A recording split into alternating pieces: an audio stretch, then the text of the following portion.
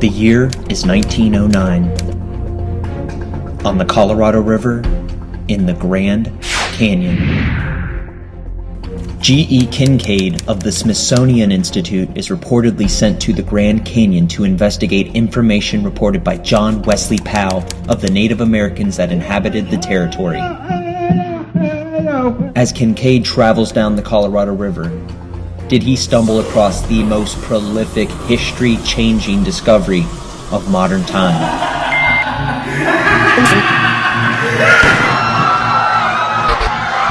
Throughout the long and difficult period of Watergate, I have felt it was...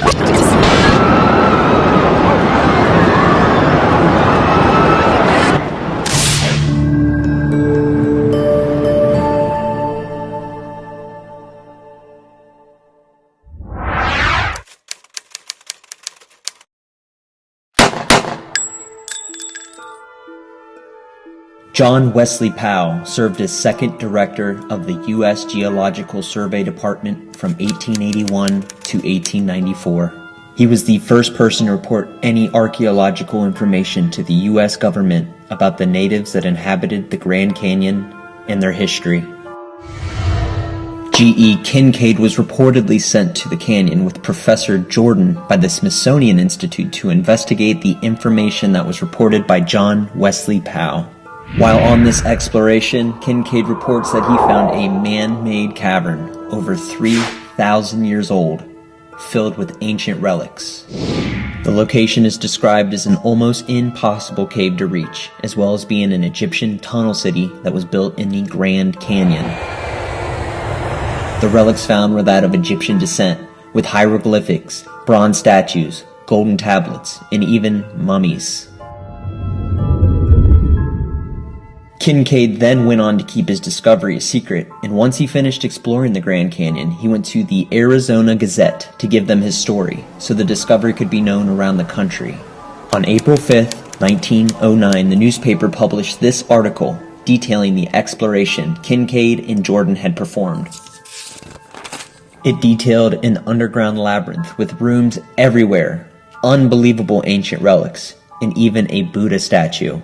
Oddly enough, this article never made it to the mainstream news. It was then reported that the Smithsonian excavated the site of all the artifacts and blocked the entrance off from the public. Then, in 1919, President Woodrow Wilson signed the Grand Canyon National Park Act, and the alleged area was taken over by the United States government. To this day, the Smithsonian denies any claims of finding any artifacts from the Grand Canyon, and they also claim they never had either Professor Jordan or G.E. Kincaid as employees. Furthermore, finding background information on these individuals is very hard. It would be a lot easier to cover up the tracks of people in the early 1900s than it would be today. The motive for the explorers, if this is indeed a fabrication, would be publicity and fame.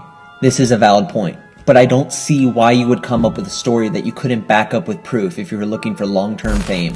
Now, the reason why the United States government and the Smithsonian Museum would cover the story up is far more convincing in my opinion. Humans don't like change. The government has vested interest in making sure that anything that disproves conventional history should not be revealed. A discovery of this magnitude would shatter the status quo of perceived reality. It runs much deeper than historians admitting they were wrong.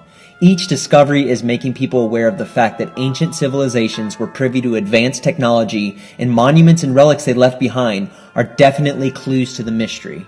The people we refer to as Native Americans describe pre-Columbus advanced civilizations visiting them, as well as the Hopi legend describing what Kincaid and Jordan found almost to a T. The evidence for the Grand Canyon mummies and other claims in North America can be found everywhere, except in your history books.